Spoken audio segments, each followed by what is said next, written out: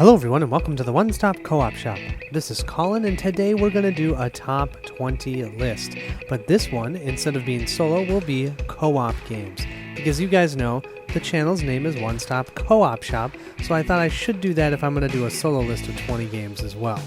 Now what this list entails is 20 games from all time. So this is not just about 2018 or anything like that. This is my top 20 in total co-op games. I would play any one of these at any given point. That's how much I like them. So what I'll do for each game is give you a little description, tell you why I like the game, and then tell you that you might not like this game if, etc., etc. Now there are a couple on here that I'm using the audio from my top 14 cooperative list of 2017, and those ones I did the top 5 things I wanted you to know about the game. So a couple of them you'll get a top 5 and it'll just be 5 different items, both positives and negatives. But overall you're getting the same information, just in a little bit of a different format. With that, that's enough talking, let's jump in.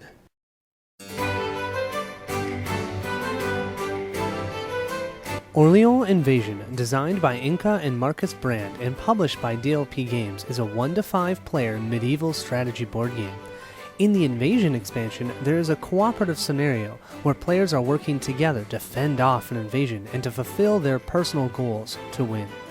The game uses a bag building mechanic where you slowly gain workers to use for collecting resources, building trading posts, and completing your personal goals.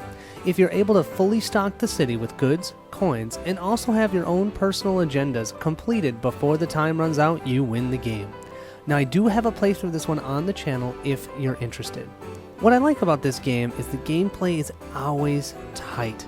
I have only won 1 or 2 times before the last round, so normally you're going to be trying to decide what to do until that last round and everything feels very close. I love that feeling.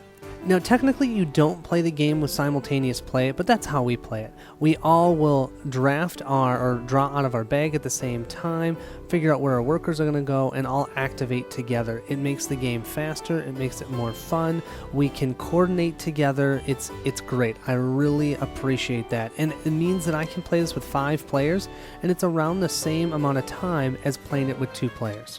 I just have to ask the question, how many co-op worker placements do you know of? Yeah, I don't know of many either. I have 3 on this list though, so that should tell you something. I really like worker placement, but I do really like the co-op worker placement, so that's something that I enjoy.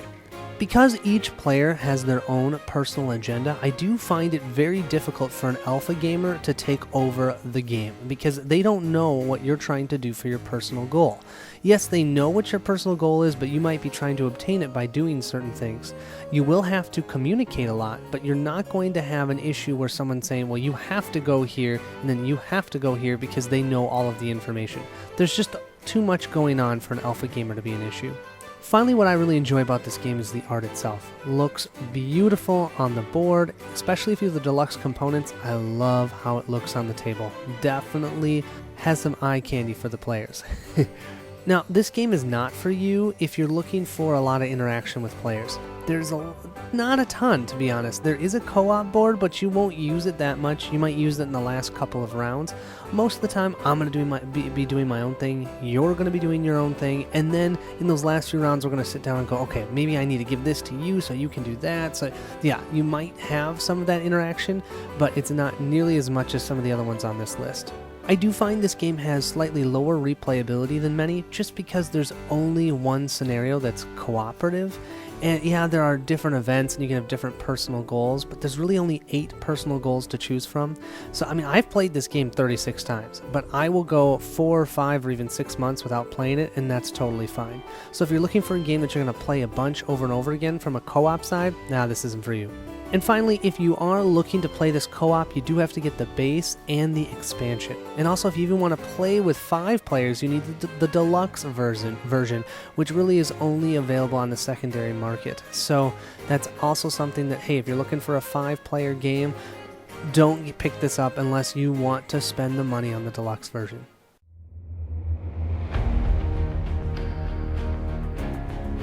Black Orchestra, designed by Philip DeBerry and published by Game Salute, is a 1-to-5 player thematic game where players work together to try and assassinate Hitler during World War II. Players will choose a historic figure involved in the conspiracy against Hitler and will work to build up their motivation and find the appropriate plot to try and take down Hitler before it is too late. If the players can work together to assassinate Hitler before the end of the war, they win the game. If all players are in jail or the time runs out, the players lose the game. I currently do not have a playthrough of this one on the channel, but I hope to soon because it is a really good game. What I like about this game is the use of the event cards. They're broken up into 7 different eras of the war. These cards are quite thematic and they provide the players with events that actually happened during that time of the war. As the individual sections are shuffled, certain events might be a little bit out of place, but it still gives you the feel of the certain events that are happening during that era of the war. And you only pick some of those cards to build those decks, not all of them, so you do have replayability with new cards coming out with different plays. I have to say, of all the games on this list, this game is super tense. You have tons to manage. You need to be motivated so you can carry out your plot. You need Hitler to be in the right place to carry out the said plot. You need to have the right intel, such as weapons or badges or whatnot, in order to have the chances for success. And heck, you need luck.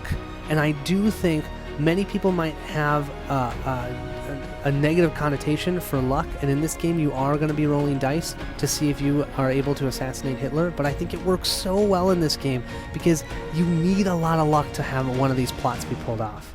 Something that I really appreciate with this game is even though you can get everything to fall into the right place, you've got Hitler in the right spot, you've got the right intel to be able to do this, you do still have to roll those dice to see, okay, am I going to succeed? Is everything going to happen and be fallen into the right place? You just don't know. There is a little bit of luck, and I do like that. I also have to say this game has tons of cooperation. You'll have to work together with your fellow cohorts to be able to try and get all the pieces in the right place. You can share items, you can share plots, you can share cards, but you're going to have to get people in the right places, and while that's happening, those event cards are going to move Hitler all around the board. And so you might have that car bomb ready, but all of a sudden he goes on a plane and goes to Berlin, and now you can't do it. I love how that works. And finally, the rules for the game are essentially on the board itself. It's pretty nice. I don't have to reread all the rules when I want to play this. I can just open up the board. I might have to look at a couple things, but most everything is on the board itself. It does make the board look kind of ugly, but it does allow us to play the game, jump right into it. Now, I have to say, this game is not for you if the theme is not your thing. You are trying to assassinate Hitler. I mean, just think about that for a second. Some people, even though he's a terrible person, might not want to think about assassinating somebody. So if that's not your theme that you're interested in, don't even try this game.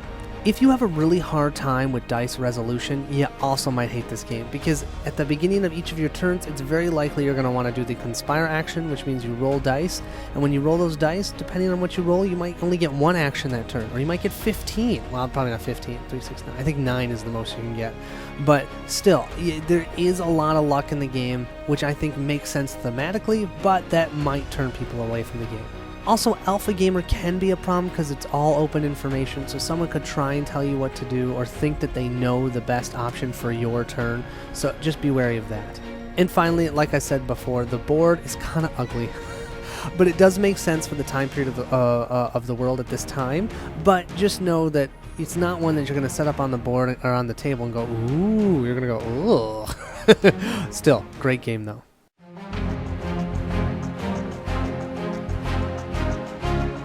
Dead Men Tell No Tales, designed by Kane Klinko and published by Minion Games, is a 1 to 5 player cooperative game where players work together as pirates looting the ship of Captain Fromm while it is burning to the ground, or to the ocean. The goal of the game is to find a certain amount of treasure on board and then get it off the ship before the thing explodes or sinks to Davy Jones' locker. Players will encounter deckhands, skeleton crews, and maybe even Captain Fromm himself as they go searching for treasure. But the crew is not the only thing the players need to worry about. Fires are all about them on this ship, and if they fatigue themselves too much, they may end up perishing in the process. If the players can find enough treasure and escape the ship, they have won the game. Currently, I do not have a playthrough of this one. I wish I did. Currently, the game is in storage, so hopefully that will change at some point. So what do I like about this game? Theme. Not often are you playing pirates working together. I kind of like that. And the best part is there's no player elimination. If you die, unless it's at the end, during the end where you're all trying to run out of the ship, you can just go ahead and grab another pirate character. Works really well. I enjoy that. There is a ton of collaboration in this game. I can defeat certain enemies for you so you can run and grab the treasure, and then anyone who's holding the treasure has a much harder time moving around on the board, so other players need to assist them to ensure they can get that treasure to safety. They might have to defeat enemies, they might have to reduce fires for them, all of that. I love a lot of the mechanics in the game, so between being able to share leftover action points with other teammates, to using actions so you can increase your chances of success to defeat enemies, there's no one optimal way of winning this game. I also really like how the fire works in the game. When you move between rooms, you have to take fatigue equal to the difference in the intensity of the fire. If ever that intensity moves up to a level 6, that room explodes. So not only are you managing enemies, you have to try and manage the fire as well that, hey, you actually created when you took down Captain Fromm's ship. Now, I will say this game is not for you if you are looking for an exploration game, because I don't really like how the exploration mechanic works. I want to be able to explore the ship, but I can't. I just have to wait for turns to go by, and you slowly reveal the ship that way. And it almost feels kind of weird. I want to explore it myself instead of being forced to just place out new tiles each round.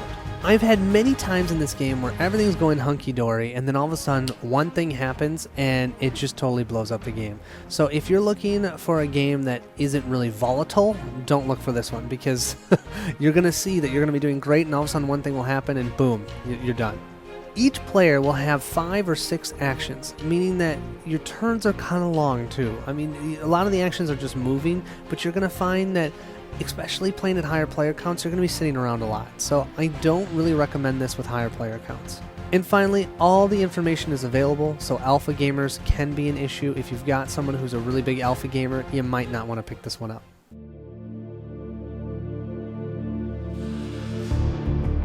Fuse, designed by Kane Klinko and published by Renegade Games, is a 1-to-5 player cooperative real-time game where players are trying to defuse bombs they have placed on the ship with the goal of total destruction.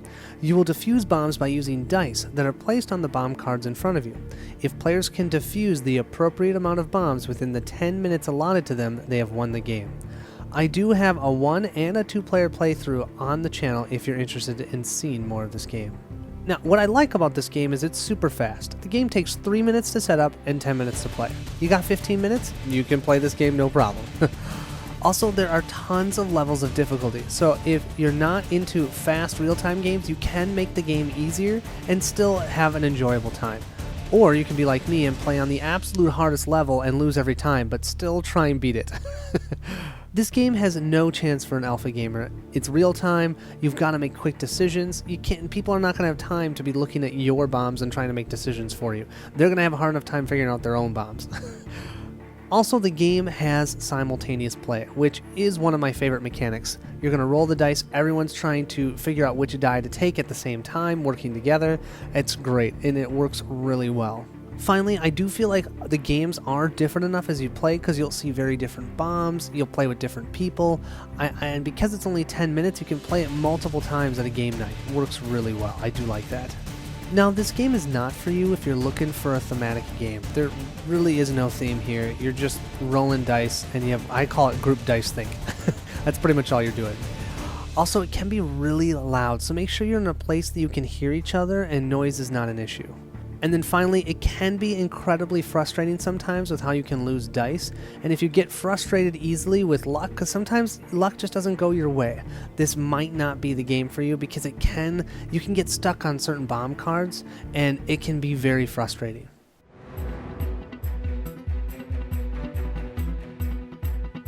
Codenames Duet, designed by Vladish Vatil and published by CGE, is a 2-to-4 player cooperative game where players give hints to their teammates across the table on where their 8 hidden agents are located on the board.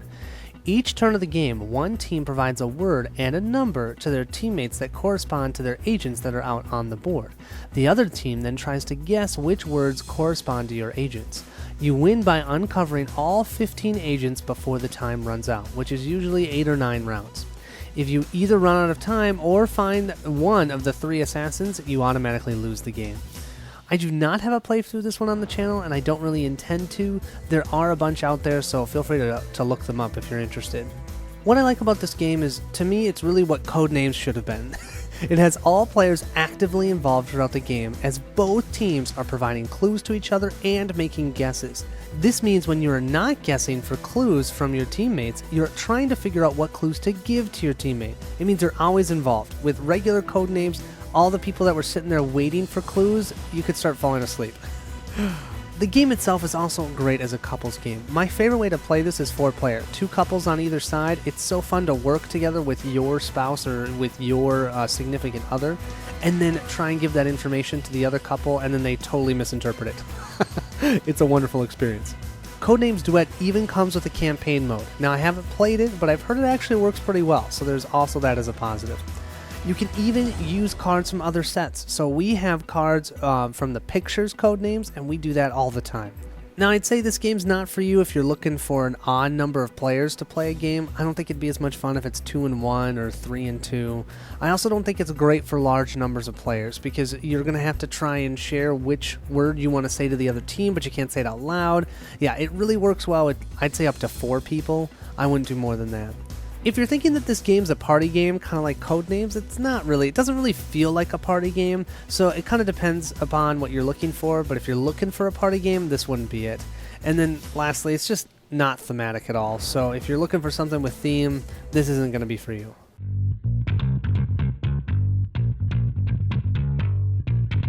Burgle Brothers, designed by Tim Fowers and published by Fowers Games, is a 1-to-4 player cooperative heist game where players work together to rob a bank vault without getting caught. On your turn, you have 4 actions that can be used to peek at adjacent tiles, move to different tiles, or try to unlock safes that you have found.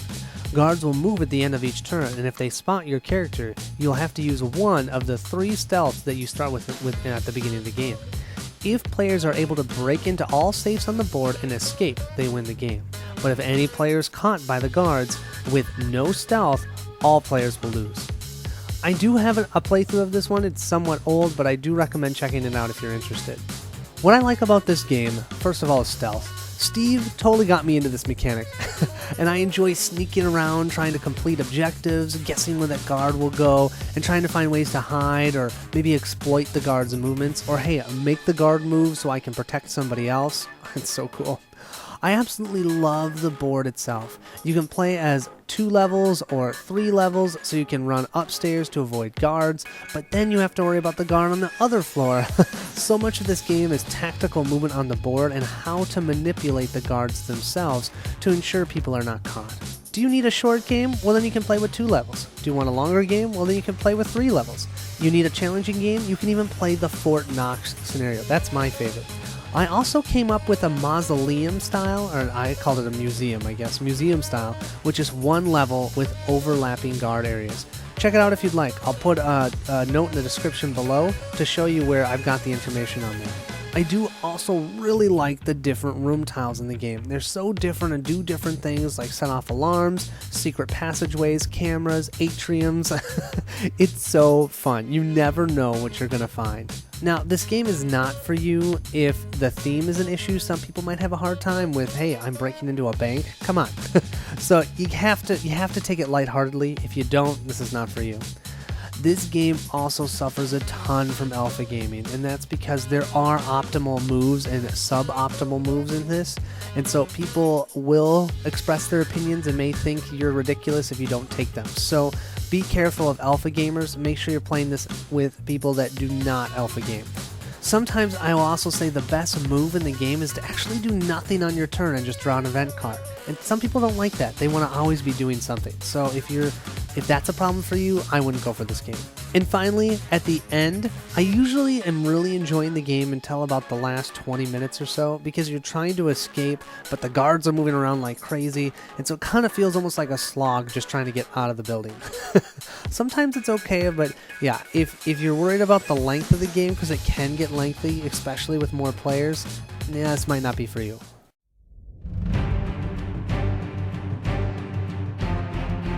The Reckoners, designed by Brett Sobel and Seth Van Orden and published by Nauvoo Games, is a 1-to-6 player cooperative game based off of one of my favorite writers, Brandon Sanderson, and his novel, Steelheart. During the game, players will simultaneously roll their action dice up to 3 times, keeping a minimum of 1 die for each roll. After players have done this, they will simultaneously use their dice to attack epics, research epics, move around the table, or even defeat enforcement minions or Steelheart himself. Once the players have finished activating all the epics, and Steelheart himself will act, doing damage to Nukago. If the players can defeat Steelheart before the population of the city is reduced to 0, you win the game. I currently do not have a playthrough of this one, but Mike has a 5 and 5 I would suggest checking out. There are 2 mechanics in this game that I absolutely love. One of them, simultaneous play. Everything. Amazing! You're going to roll your dice together, you're going to activate them together. It gives you freedom of, I can help you do this, so you can do that. There's no, oh, well, it's my turn, so you can't do that, I have to do this action. I love the simultaneous play, my favorite mechanic of any co-op. My second favorite is the dice placement. I've always loved this mechanic, and normally it's used in competitive games, but it's fun to see it here in a cooperative game with the simultaneous actions. I can defeat an enforcement minion for you so you can go out and do something else epic. I love the cooperation. I do also like how in the game no die is wasted. Every die can be used for something. If I have an extra die, hey, I can get rid of a barrier for you, or I can get rid of an enforcement officer. I really like how I can always use my dice for something. You don't have this feel where you have to roll perfectly to still be effective. The theme of the game is also right up my alley. I really enjoyed the books, so it really helps me to enjoy the game because I love the theme.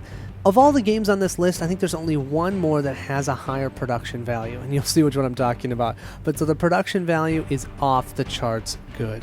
Now, I will say this game's not for you if you're not into the theme. It might be harder to get interested in the game mechanics themselves. None of the mechanics are, whoa, crazy new. It's just kind of fun to see the mechanics in that thematic setting. So if you're not into the theme, it might just be an okay game. A lot of the epics are going to feel quite similar in what they do. I wish the epics felt more unique, but it is what it is. I understand this is the first part of the game. With expansions, I'm hoping that they'll get more variety with the epics. And finally, this just kind of goes with what I've been talking about. It's the replayability is the biggest issue of the game. I'll play it 2 or 3 times, but then I'll need a break because it feels very samey after a while because those epics don't change enough. And when you bring them out, you're like, oh, just another one that's taken more population. So if you're looking for something that you can play tons over and over and over again, this might not be for you. But if you're okay playing it a couple times, putting it away for a month, and then bringing it back out, definitely a great game.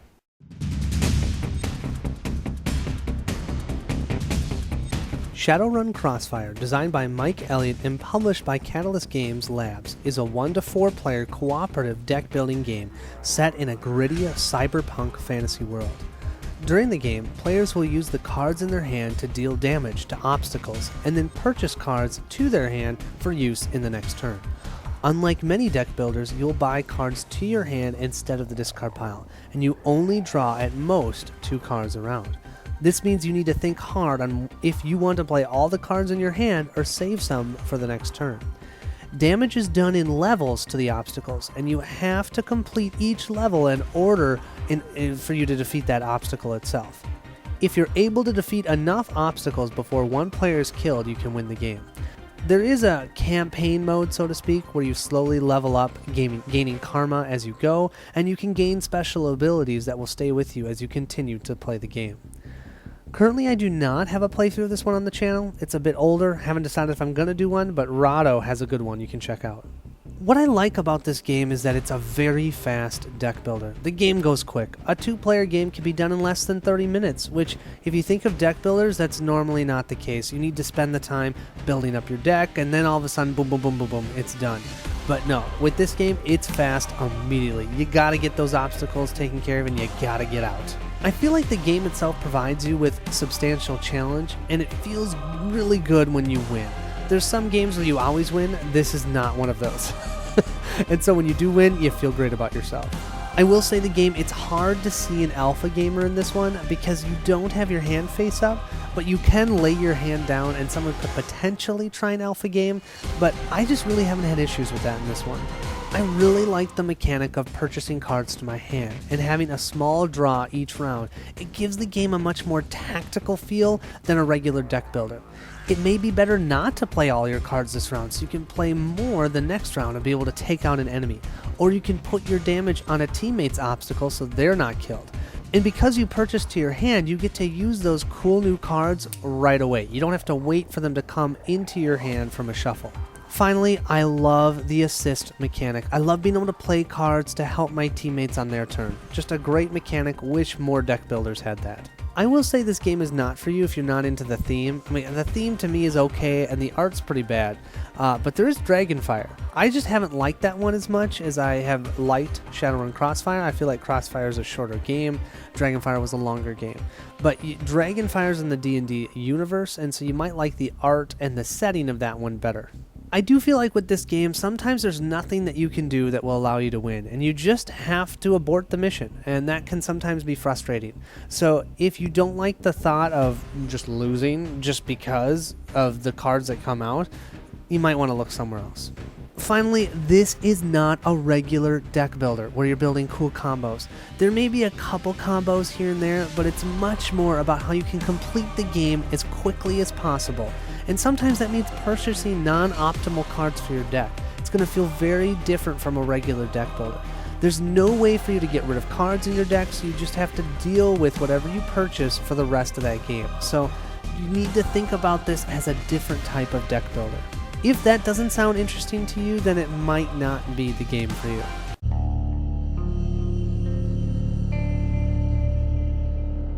Pandemic Legacy, designed by Matt Leacock and Rob DeVio, is a 1-to-4 player cooperative campaign game where players play through 12 months of a campaign trying to stop the ever-spreading disease across the world.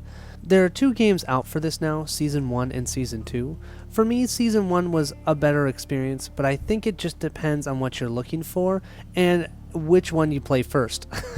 In the game, you'll be doing the normal pandemic actions, curing diseases, but as your campaign moves forward, different rules and events will happen to totally change the game. After you complete the campaign, you'll be given a score and you can see how you've done. I currently do not have a playthrough this one on the channel, and I don't intend to. What I like about this game, first and foremost, is the campaign. I think this is one of the first campaign games that I've played, and it's still one of the best. After each game, you'll have choices to make that will change how you deal with the story itself. In the second season, there'll even be game choices during the game that can dramatically change how your game will play out compared to how mine would even play out. The disadvantage of that, of course, is that the designers don't really know where you are when they, in each month. They don't know exactly where you are within the story, and that can be a little bit different, and you can tell that in Season 2, some months were super, super easy, and some months were super, super hard, and it just kind of depended upon where you were within the story. If you like Pandemic, you will most certainly enjoy both of these, as they both have a very similar feel to Pandemic. The story is a bit weaker, I would say, in the first season, and it's stronger in the second. But regardless, both have a story, and I appreciate that because that's one thing with Pandemic, it doesn't have a story. It really does give you a feel like you're in a movie making decisions, and I do enjoy that. Collaboration will be high in both Season 1 and Season 2, just like regular Pandemic. I also enjoyed the surprises in both Season 1 and Season 2. That is part of what makes that campaign so awesome and fun. And I do really feel like you get a sense of accomplishment when you complete the game.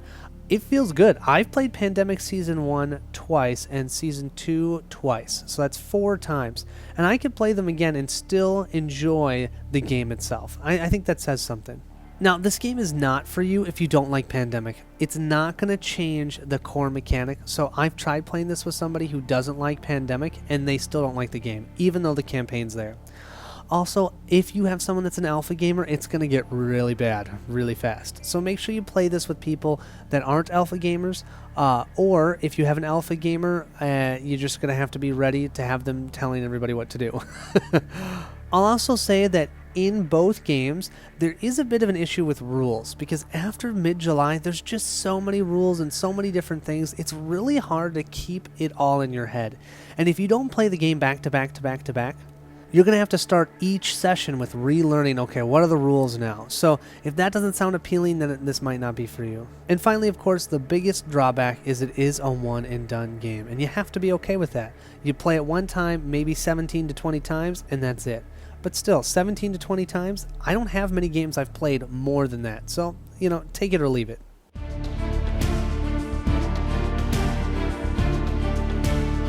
Atlantis Rising, designed by Galen Siskel and published by Z-Man Games, is a 1 to 6 player cooperative worker placement game where players take control of the Atlanteans, who are trying to save their people before their island sinks into the ocean. Each round, players will take their workers and go to different parts of the board looking to collect resources, gain more workers, but after all workers are placed, the flood begins. If your worker is in a location that gets flooded, you do not get to activate that worker and they have to rush home instead. After the flood happens, every worker still on the board activates their space, tries to collect their goods, and the round ends.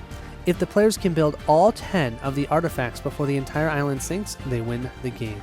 I do have a playthrough of this one. It is the first edition. The second edition is coming from Kickstarter. It'll probably be about a year before it comes out, would be my guess.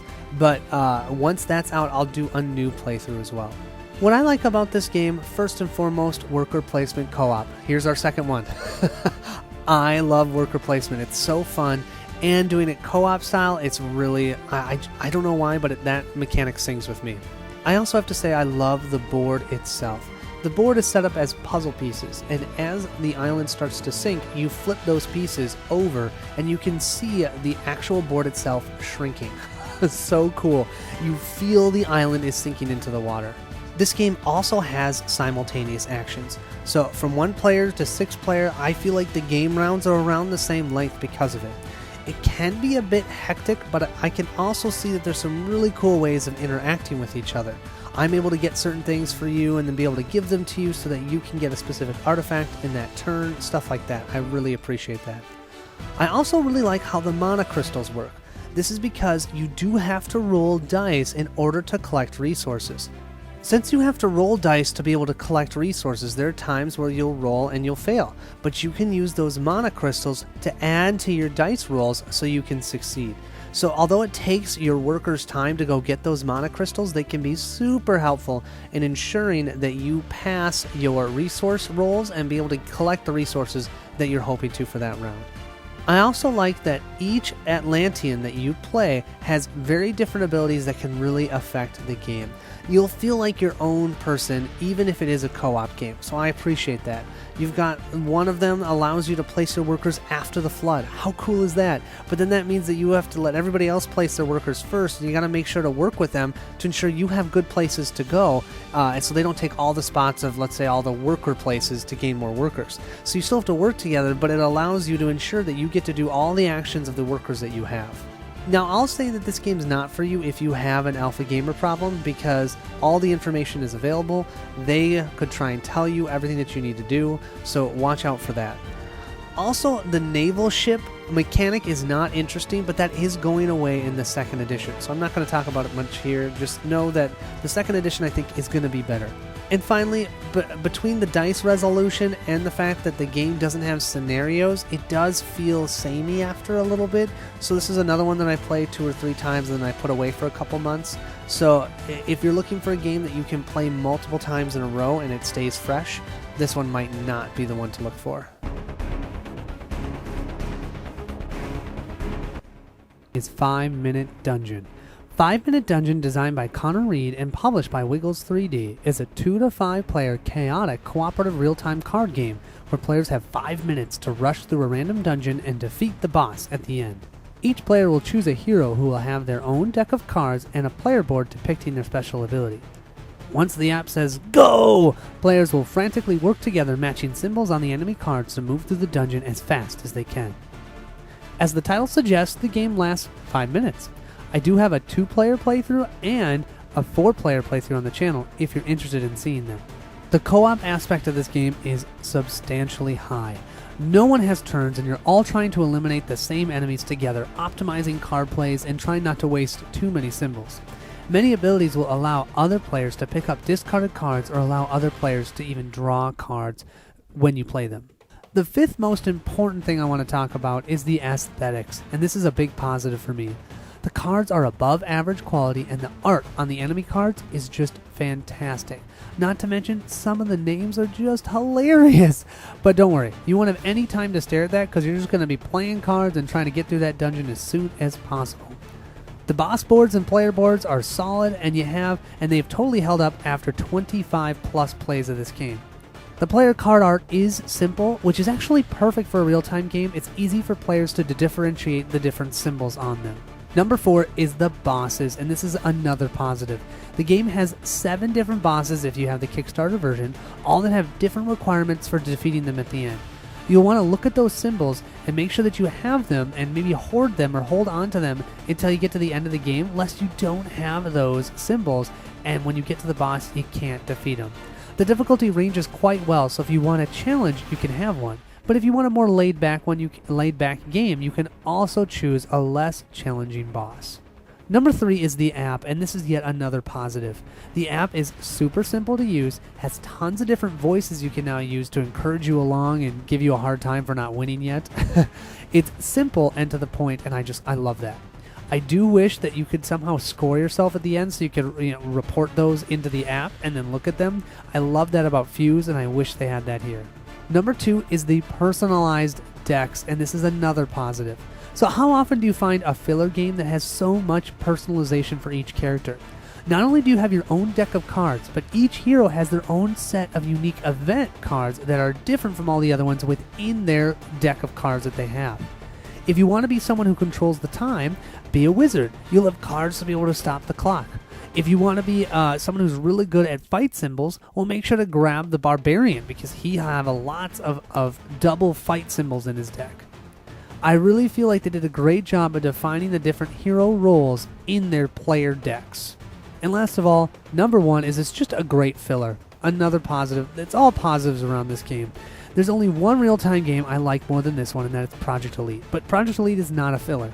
Otherwise, this one is my go-to filler for any real-time game. It's just so quick to play, everyone wants to play it at least twice, sometimes 3 times, and the game creates an environment of laughter, and heck, that discard pile is messier than a teenage boy's room. I bring this game with me to almost every game night, as it's always easy to fill in a 5-minute game, right? Oh, it's just 5 minutes, let's play it. All of a sudden, boom, played it 4 times. Love it.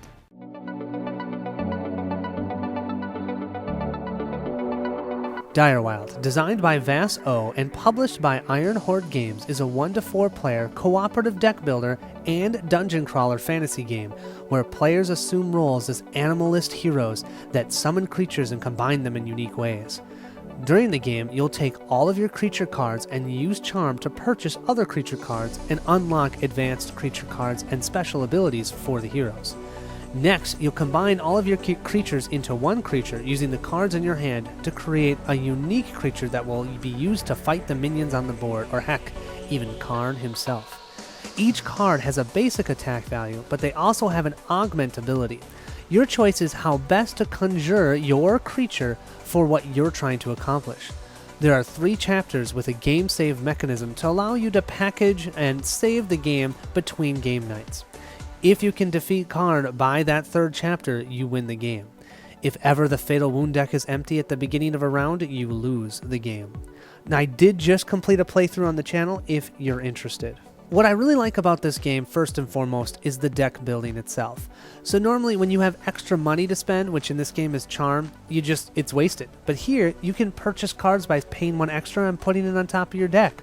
Or maybe you can start working on those locks for the advanced creature deck or hero special abilities. But what happens if there's no good creatures in the wild? Well, let's just go ahead and spend 1 charm and burn 1 to get a new one out. I love the mechanic. It really allows you not to just have terrible cards in your deck, something that Legacy or Legendary, any of the Legendary games just haven't seemed to figure out. The creature building in the game is super fun. It's totally different from anything I've ever seen in a deck builder, and it provides you with cool, epic combos you can make. Plus, who doesn't want a fuzzy, loyal, mysterious, pigeon-toed Ogden penguin?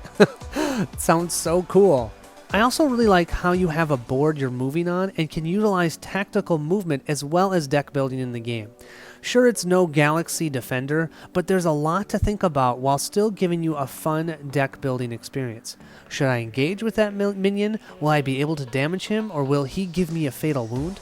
Who do we want to have to be the first player, as many times they're going to be targeted by AI cards? Lots of different options each turn. I also sincerely appreciate having the save feature. It works quite well because the game can be long with the 3 chapters. You can do 1 or maybe 2 chapters and then go ahead and save the game for the next game night. And it's really easy to do, and it fully saves the game. There's a lot of games that say they have a game saving feature and then it kind of saves the game. You start over with like a beginner's board or whatnot. No, that doesn't happen here. You actually can fully save the game. You'll keep your upgrades, all of that stuff. I love it. There are 10 unique heroes that you can play, and it provides you with tons of different strategies and synergies. That's so cool. I finally personally love how Karn works himself. How you damage him is just like a normal minion, but when you do that damage, he does a counterattack, and each counterattack is different, but then he loses health for every time he does a counterattack, and it makes it easier for you to defeat him. So cool how the Karn mechanic works. And I will say he's a challenge to defeat, so when you do defeat him, you feel pretty accomplished. Now, this game is not for you if you have a problem with dice resolution. There is dice resolution for the attacking. It's only a D3, and you can mitigate it completely by ensuring that your creature has at least as much attack as the minion or Karn itself when you're attacking him. But there's going to be times where you have to take that chance and roll that die and see what you get. Also, one of the unlocks is to be able to roll a D6 instead of a D3 for your attacks, and so that just makes it even more variable. So just be wary of that. I personally like the art, but the art can be a little bit cutesy, and that might be a turnoff as well. And finally, I don't personally like how the board itself is set up. It's vertical and does make it a challenge for everyone to see the cards, so if that seems to be an issue, then this game might not be for you.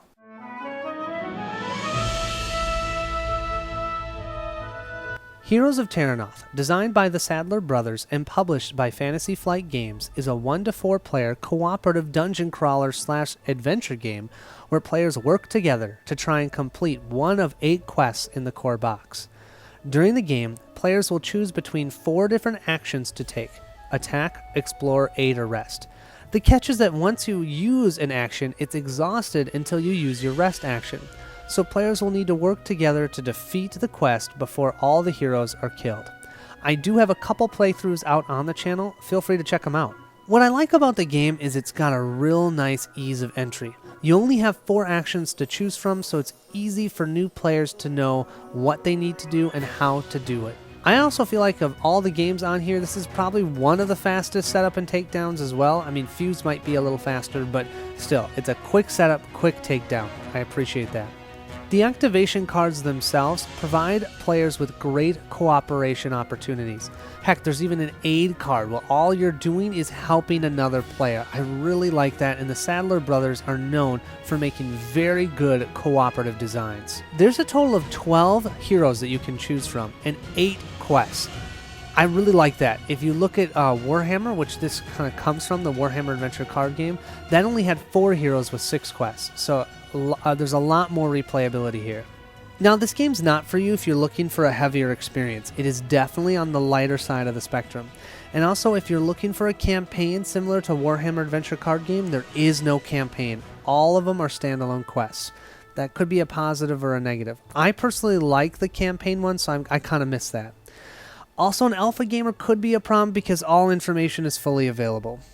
And you do have to be okay with dice resolution. You do technically hit on a 2+, you guys, so it's very likely that you're going to succeed when you roll your dice, but there is a chance that you'll fail and you'll just get a shield, and sometimes that shield is useless, so you will have that happen on occasion.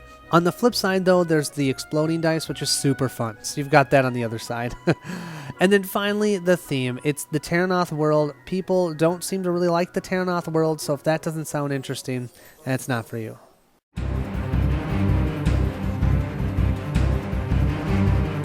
Project Elite, designed by Konstantinos Kokinis and published by, currently, Artipia Games, but a CMON version will be out soon as it just went through Kickstarter. It's a 1-to-4 player cooperative base defense game where players are the last remnants of the human population on Earth fighting against the hordes of aliens that have come to Earth to take it over. You will work with your teammates in real time to move around the board, defeating aliens, but also trying to complete certain objectives within 8 rounds. During the 2-minute real-time phase, you'll be rolling dice to move, attack, or search for weapons or objectives. After the real-time phase, the aliens will move, attack, and then spawn. If you can defeat your objectives before the end of the 8th round, you win the game. I do have a playthrough of this one. It's actually one of the first ones on the channel. Feel free to check them out. So what I like about this game, first of all, real time. You guys know how much I love real time. And I love how it works with co-op. You can work together to take down stronger enemies together, or you can accidentally make it harder for your teammates by pushing enemies up right when they're about to defeat them, or actually even have them push your teammates and then your teammates lose health. So you have to work together, but sometimes how the dice rolls, you end up hurting each other. It's so cool. And that leads me into the next point, which is the dice themselves. The dice have one fail side, which makes you move one alien on the board forward 1 space. Sounds simple, right? No, you have to make split-second decisions that could make or break the group. You could move an alien up just when someone's about to defeat them, and now they can no longer attack them. So you have to work together on knowing which enemies to move forward, but you have to do it quickly, because all the time that you spend moving those aliens means that you have less time to do the actions that you need to defeat them or to complete objectives. This game has no problem with an alpha gamer. Most real-time games don't, because even the best laid plans will be pushed away on the wayside depending on how the board state changes while you play. There are many different boards that you can play on, which keeps it fresh and challenging. I've played this game just about 50 times now, and I'm still not even tired of it. I think that's gotta say something. I do also really like that there are breaks between those 2-minute real-time phases, because it gives you that little breather. You can then do that tactical decision making at that point before you jump back in and you're just rolling dice and moving around. I'll say this game is not for you if you don't like stress. It is a real-time game, so you've got to be ready for the stress of, oh my gosh, I need another gun. Also, the non-real-time phase can sometimes be a bore. Moving all the aliens up on the board, activating their abilities, then spawning new aliens. Sometimes it can break the immersion of the game, especially with more players, because you have to do more of that. There'll be more enemies on the board, more spawning, and whatnot. So just be ready for that. I do feel like the game you can cooperate, but you're going to find that a lot of times you are in silos just because it's so hard to coordinate. You only have 2 minutes. You might be all the way on the other side of the board. I need help, but you just can't get there. So sometimes you're going to see that you're going to be playing more as an individual than as a full team. You have to be okay with that. Finally, the game does take forever to put up and take down, just because you have to pull out all the minis, and it looks great on the table, but man, it can take you a while to get that game ready to play.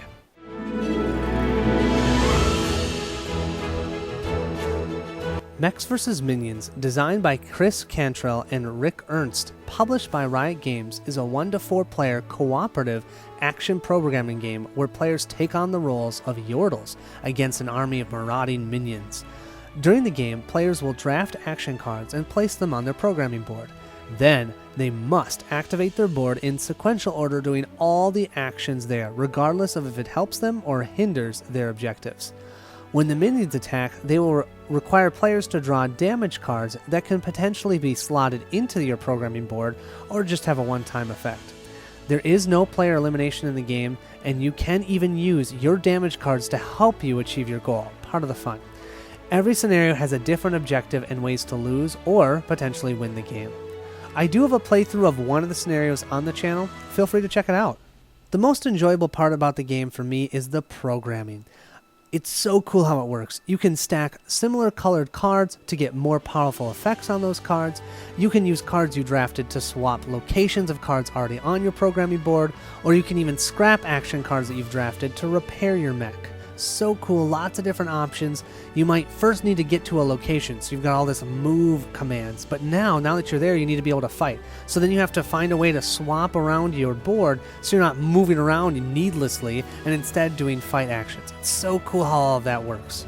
There's a total of 10 scenarios in the game, and that's great because it keeps the gameplay fresh.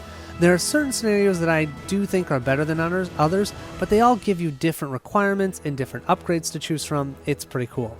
I talked about in another game how production quality is high. Well, this one I would say is the #1 in production quality.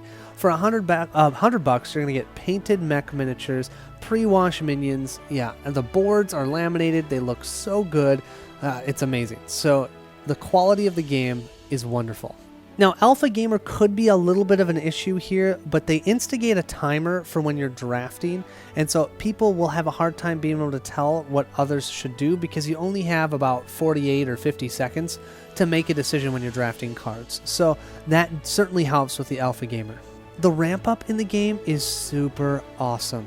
You're going to start doing 1 or 2 actions around, but at the end of the game, you could be doing tons of actions and stomping on minions, blowing them to pieces, shooting these really cool ripsaws.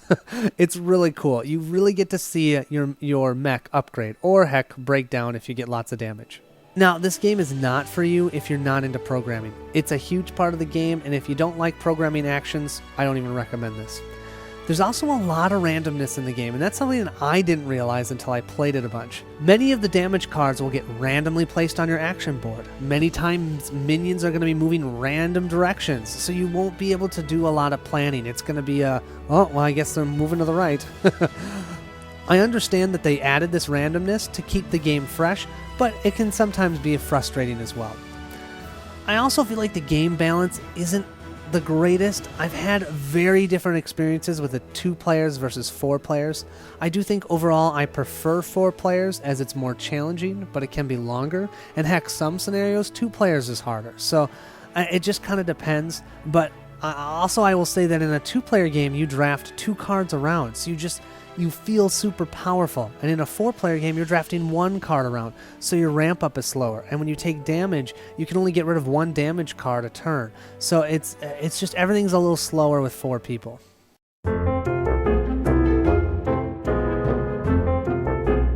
Kitchen Rush. Designed by Vangelis Bigiarticus and David Turchi, published by Artipia Games, is a 1 to 4 player cooperative real-time worker placement game where players try and run a kitchen successfully for 4 rounds and complete the objective that they've chosen. Players will use 2 sand timers that act as their workers, and they will go to different locations on the board to obtain food, spices, plates, or even orders to try and fill within that 4-minute time frame. The catch is, those sand timers must have been emptied before you can move them to the next spot. So you have to work together to not get into each other's way, or to go shopping just in time for someone to get exactly what they need from that storage space. At the end of that 4-minute real-time phase, you'll see how you did with the orders that you filled. Collect money, and then pay each of your workers 3 coins. After that 4th round, if you've completed the variable objective, you have won the game. I do not have a playthrough of this one on the channel because I haven't figured out how to record it. To talk about what I like about this game, it's got real-time and worker placement. Can I ask for anything more? I love the real-time in this game, and that's because it makes it feel just like you're working in a fast-paced kitchen. We all can figure out before that real-time phase what we want to do. I'm going to go to the maitre d', get some orders. I'm going to go ahead and just purchase some more food right of the way. But once that timer starts, everything gets crazy. You're going to be completing orders as fast as you can, and any of those spare seconds you're going to be trying to help your fellow chefs, getting food for them, maybe purchasing some spices, doing dishes. Yeah, it's a really enjoyable experience. I feel like workers as sand timers is super cool. I love this idea. I think I've seen it in only 1 other game. So not only is the game itself timed, but you have a timer within the game for how long it takes you to do those actions. You can throw something in the oven, but you have to wait for it to cook. You can't just do that 3 times in 10 seconds. You've got to wait for that to cook 3 different time lengths of a timer. So cool, just like in real life. Or let's say you have to go shopping. You have to drive there, right? Well, with your sand timer, it's giving you that same feel. I use my sand timer there, now I have to wait. I do also like in the game you get to start with 1 assistant. So let's say I'm using both of my sand timers and they're both just sitting there and I can't do anything. Well, I can grab the assistant, and anyone can, and do an extra action with it. I like that because it gives that versatility, and it also means that people who are a little bit faster at the game can also help out other players. I do feel like this game has no chance for alpha gaming. I don't know how you could alpha game. It's hard enough to keep track of the orders that you have, much less what other people have.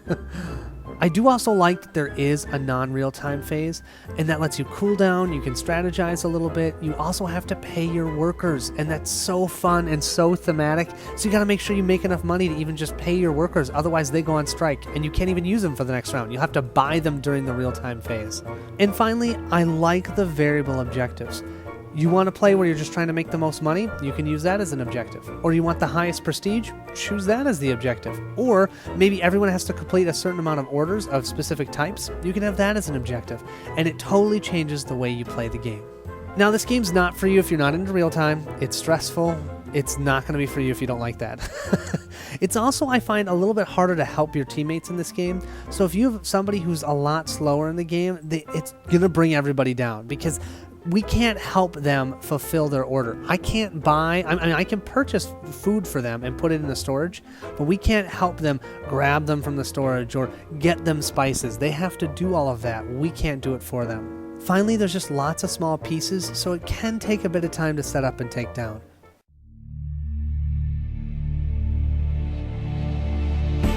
Aeon's End, designed by Kevin Riley, published by Indie Boards and Cards, is a 1 to 4 player cooperative deck builder where players are mages who use breaches to cast spells against nemesis and their minions. The game uses a variable turn order system, so you never quite know whose turn it will be next. Unlike most deck builders, Aeon's End utilizes a no-shuffle mechanic, so you can discard cards in an order you think may be best for you to obtain your combos, because you'll just take your discard pile, flip it over, and it becomes your deck. The Nemesis also has a 3-tiered deck that gradually becomes more challenging as the game progresses. If you and your companions can defeat the Nemesis before all players have become exhausted, or Gravehold itself has been destroyed, you win the game. I do have one playthrough of this on the channel, feel free to check it out. One of the coolest parts about this game is the Nemesis itself. Kevin did a phenomenal job in making each Nemesis feel completely different from one another. This is wonderful, and it provides you with a great replayability for the game. I also personally love how the tiered deck works in Aeon's End. So the game becomes a race, essentially, to see if the players can upgrade their decks faster than the Nemesis can play to get to their higher tiered cards. Also, there is another way to win the game where you try and deck the Nemesis, which itself is going to be a challenge, but it's pretty cool that there's another way that you can win the game. I also like the money itself in the game. There's so many things you can use that money or ether for. You can buy cards into your discard pile, you can open more breaches so you can cast multiple spells in one turn, and you can even charge up your special ability.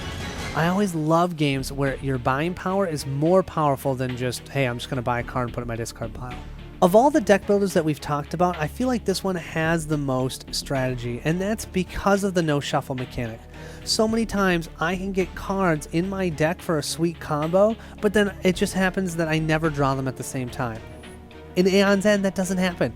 I can put those two cards to make a cool combo next to each other, and that makes it every time I draw them, I can do that combo. Oh, it's so cool.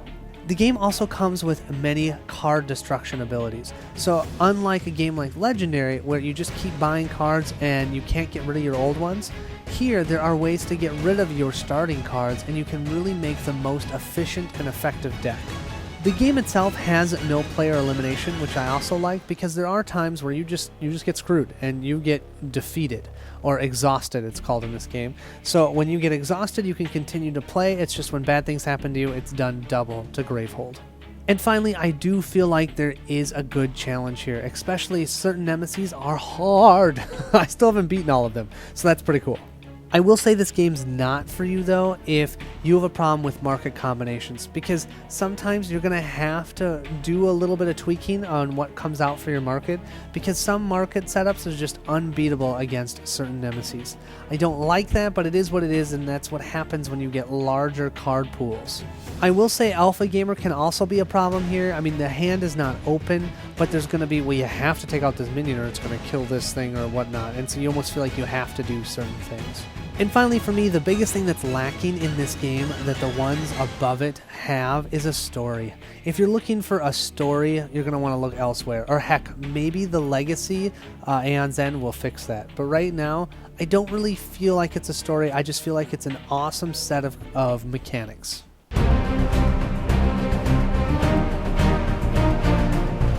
Gloomhaven. Gloomhaven, designed by Isaac Childress and published by Cephalofair Games, is a 1 to 4 player cooperative dungeon crawler that utilizes Euro-inspired tactical combat in a campaign setting. Players will choose from a plethora of unique races only found in the Gloomhaven universe, and will begin a campaign where players will slowly level up and potentially retire and unlock new characters. The game is scenario-based, having about 90 plus different scenarios to choose from. The game can take anywhere from 90 to 150 minutes depending upon the scenario and the player count. I'm currently in the midst of recording a 3-player playthrough, so feel free to check it out. Also, I participated in a podcast with Co-opcast about Gloomhaven. Check the description below for a link to the podcast. Now, the co-op aspect of this game is substantially high. Although you're not able to play any cards during your teammates' turns, the discussion prior to activating is essential in order to survive. This means players are in constant communication and must work together in order to survive. My 5th most important thing is the storyline, and this is an overall negative for me. The game does have a storyline. It's a good storyline, but if you aren't playing this religiously with your group, you may find yourself lost in the shuffle of the story. That's because there's almost too many different branching stories, and you don't really understand where you are. You certainly don't need the story to enjoy the game, but if you're looking for a coherent story, you may want to look elsewhere to Sword and Sorcery or D&D Tomb of Annihilation. Number 4 is the slow progression of the game. Now, this is a mixed bag for me. At the end of a successful mission, you'll obtain a certain amount of XP. When you first play the game, it will take a long time for you to level up to level 2. This allows for you to grow accustomed to your character, which is great, and I do appreciate that. But one of the best parts of the game is the leveling up and becoming stronger. I'm torn on if I would want to level up faster or not, because if you level up too quickly, you're not going to understand your character enough to know which cards to pick. Overall, I think it is a personal opinion, but just be wary. If you are looking for quick leveling up, similar to Sword and Sorcery, be warned. You're not going to have that here. Number 3 is the AI. So how the AI works is overall a mixed bag, but it's definitely leaning more towards the positive side. On one hand, I love that you never know what they're going to do and how fast they'll do it. You have some general information such as wolves tend to go faster than earth spirits, etc. But you may be banking on your character going first, only to find out that their initiative card is lower than yours and it messes up with your plan. I'll say that sometimes the AI will do silly things, such as heal when they're not wounded or attack when no one is adjacent, and that is due to the limitations of a random card draw. Games such as Sword and Sorcery fix that issue by having a checklist, and I wish that the AI could be a tad bit smarter in this game. Also, the AI will always target the closest hero, which is fine, but once again it'd be cool if certain enemies focused on weaker heroes or ranged heroes or something like that. Number 2 is hand management, and boy is this one of the best hand management games out there. The puzzle of determining which cards to play each round, which denotes your initiative value and your attack and your movement amounts, the puzzle of which cards to lose when resting, the unknown of what the enemies are going to do, all of this plays into my favorite mechanic of 2017, and that is hand management. Trying to manage your hand to stay alive long enough to complete the scenario, and long enough to be able to help your fellow teammates as well. Oh, so great. And number 1 is the unique characters, and this is a substantial positive for me. So each character will have a unique set of cards, and each card will be unique both for the hero themselves and comparing it to the other heroes that are in the game. At the beginning of a scenario, the players will have to decide on and look at their pool of cards that are available to them and decide which ones to bring and which ones to leave. And this can be an agonizing choice. As the characters level up, they'll get additional perks to the response deck, which once again is unique to them. They'll also receive another card in their card pool, and so that means yet another card they have to decide, well, do I want to bring it on this mission or not? Oh, so awesome, so agonizing. You start the game different from other players, but as you level up, you'll become even more and more unique, to the point where you're going to start feeling like you're that character, and I love that about this game.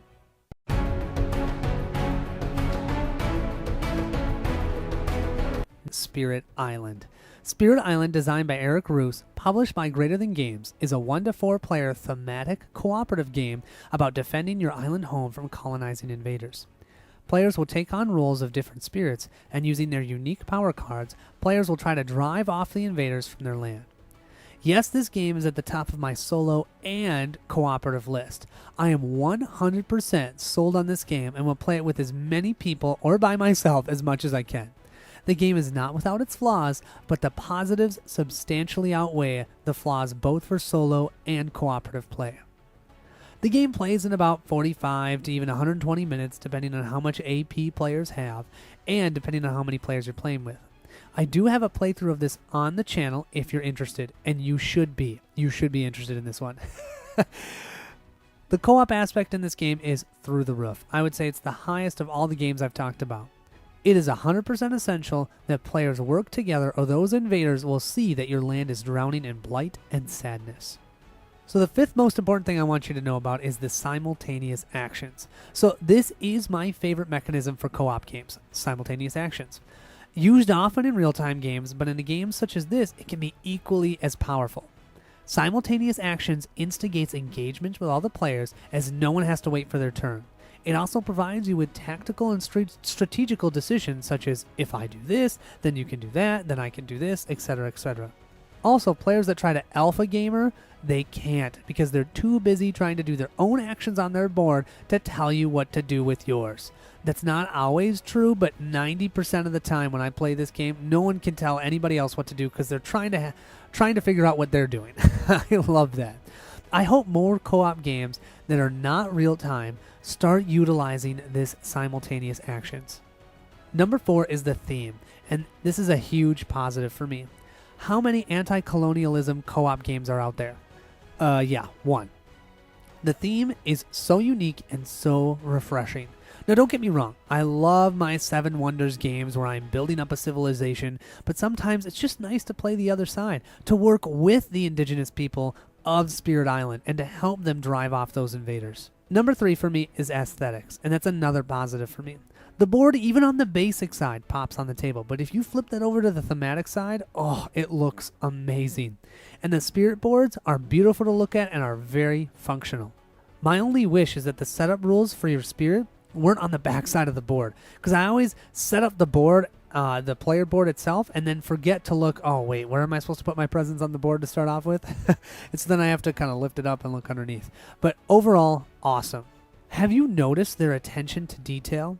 All spirits and Dahan pieces are wooden, which makes you think of them as of the earth, because they're wooden. All the invader pieces are stark white and are plastic.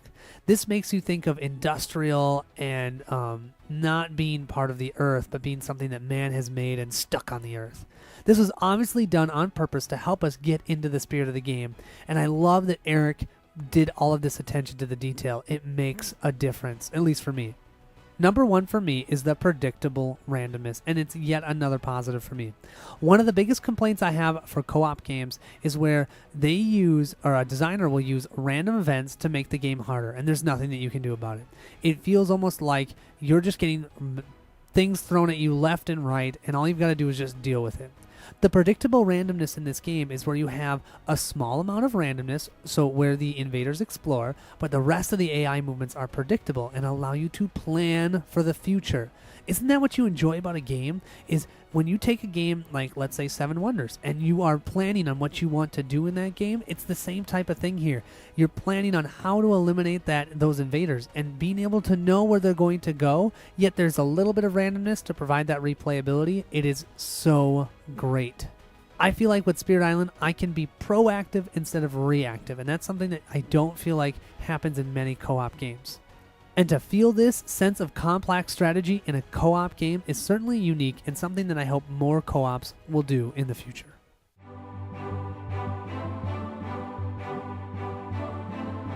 Lord of the Rings: The Card Game, designed by Nate French and published by Fantasy Flight Games, is a cooperative adventure game in which 1 to 4 players attempt to complete a scenario by adventuring through all the specific locations of the quest.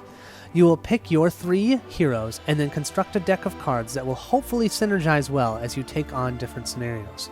You'll be trying to complete the active quest card, but there'll be locations to manage, enemies to fight, side quests to complete, and treacheries you must overcome. Do you have what it takes to save Middle-earth from Sauron? I currently only have 27 videos out about Lord of the Rings on the channel, so you might have just one or two to choose from if you want to see a playthrough. So what do I like about this game? Well, there's so much to talk about. Let's start with the first and foremost, customization. I love that I can build my own deck. So deck construction is amazing. I've never had more fun than cooperative deck building. For example, I'm currently running a deck for my Saga playthrough on the channel, and I have cards in one of the deck that can only be played for the other player. Also, Steve and I decided to build the two decks that are used in the Saga playthrough by choosing a single card, Fireside Song.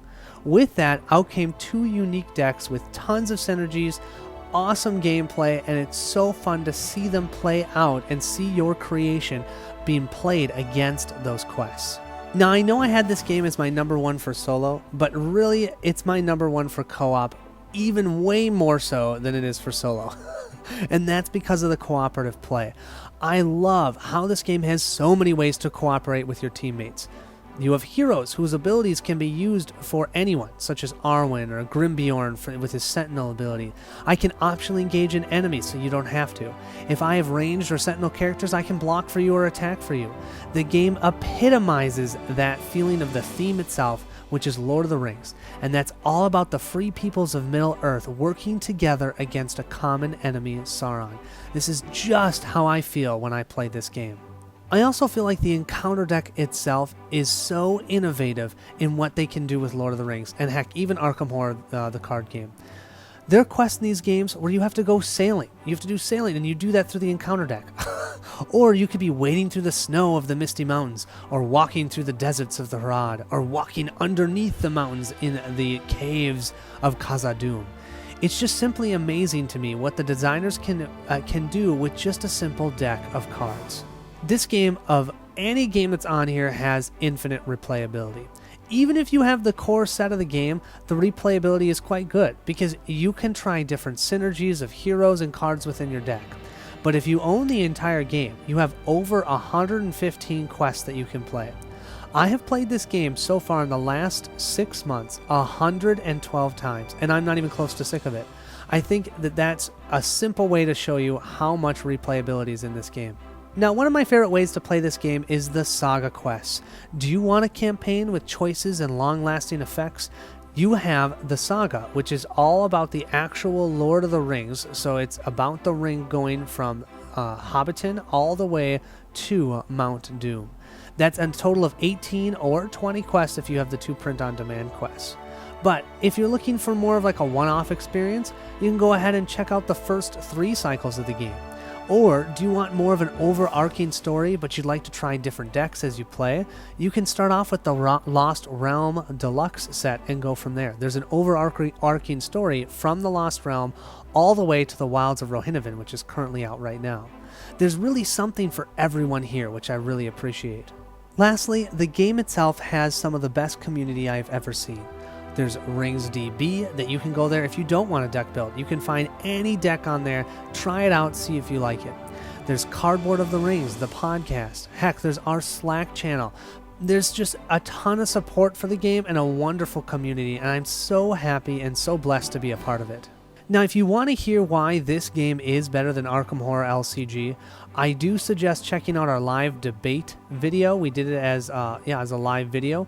I'll put that in the description below, and you can hear just why Lord of the Rings is a superior game, at least for now. Now, I'm not naive enough to assume that this game is for everybody. This game is not for you if you do not like deck construction, because that is a big part about the game. I mean, you can do RingsDB and choose a deck someone else has built, but part of the fun is building your deck and seeing your ideas and your creation play out. It's really cool. The theme also of the game is very strong, and so if you're not into Lord of the Rings at all, I can see why maybe the game doesn't appeal to you. I mean, the co-op aspect is great, but if Lord of the Rings has no amount of excitement for you, it's probably you just want to skip it. And finally, the absolute biggest negative of this game, it's a two-parter, and that's availability and the fact that it's been out since 2011.